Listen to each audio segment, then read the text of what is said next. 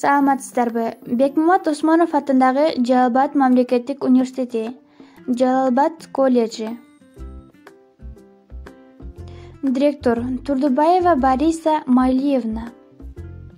Окутуучу Досалиева Мунайым Молдалиевна. Студент Абдужабарова Айтурган Турсунбаевна. Тайпасы БКМК 0220. Психология сабагы, кайтарым байланыш, тема кабыл алуу. Үйгө тапшырма. Кабыл алуу деген эмне? Кабыл алуунун психофизиологиялык формалары. Кабыл алуу бул заттардын, кубулуштардын сезүү органдарына түздөн-түз таасир этишинин натыйжасында алардын касиеттеринин бөлүктөрүн мээде толук, бирдиктүү, жалпы чагылышы.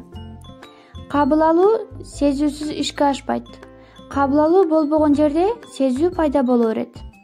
Сезүү менен кабыл алуу бири-биринен айырмаланат. Сезүү адамдын өзүндө жатат.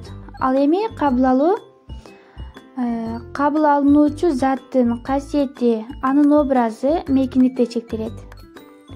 Курчап турган дүйнөнү терең таануу, кабылдоо адамдын жалпы психикалык турмушунун мазмунуна, анын иш тажрыйбасына, маалыматтардын санына көз каранды. Кабыл алуунун мүмкүнчүлүгүн кеңейтүүнү психологияда аперсепсия аркылуу түшүндүрүлөт. Аперсепсия латын сөзү. Кыргызча которгондо кабыл алууга кошумча дегенди которулат. Экинчи тапшырма. Кабыл алуунун психофизиологиялык формалары. Психофизиологиялык формаларына бул синестезия жана ошондой эле сенсибилизация кирет.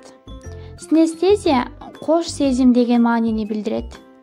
Ал кулакка угулган үн, жагымсыз сезимди пайда кылуусу мүмкүн. Айнектин кычыроосу адамдарда денесинин дүүлүгүүнүн пайда кылышы мүмкүн.